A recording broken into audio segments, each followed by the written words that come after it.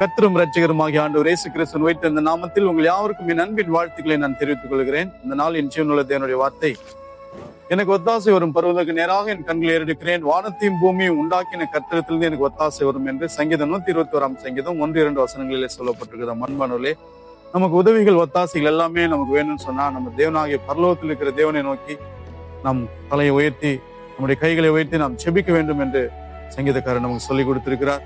அதுபோல நம்ம உதவிகள் என்ன தேவைப்பட்டாலும் ஒத்தாசைகள் என்ன தேவைப்பட்டாலும் நம்ம ஆண்டவர் சமூகத்துல வந்து அவரை நோக்கி பார்த்து அவருடைய பரலோகத்தை நோக்கி பார்த்து நாம் செபிக்கும் போது எல்லா உதவிகளும் ஒத்தாசைகளும் ஆண்டவர் பரலோகத்தை வானத்தை பூமி உண்டாக்கின தேவன் அவர் பரலோகத்தில் எல்லா விதமான நன்மையான ஏவுகளை ஆசீர்வாதங்கள் அனுப்பி தந்து நம்மை ஆஸ்வதிக்க வல்லவராய் இருக்கிறார்.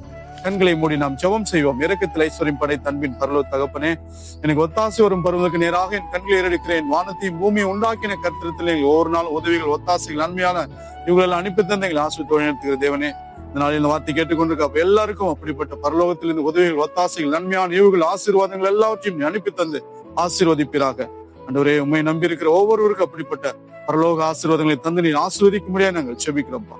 அப்படி நீ செய்கிற கிருபைக்காய் ஸ்தோத்திரம். இந்த வார்த்தை கேட்டுக்கொண்டிருக்க ஒவ்வொருவரையும் அப்படி நீ ஆசீர்வதிக்க முடியாது நாங்கள் செபிக்கிறோம். மீட்பர் இயேசுவின் நாமத்தில் துதிகன மகிமையெல்லாம் செலுத்தி செபிக்கிறோம் ஜீவனுள்ள நல்ல பிதாவே. ஆமென், ஆமென். God bless you. கர்த்தர் தாமே உங்களை ஆசீர்வதிப்பாராக. Glory to Jesus.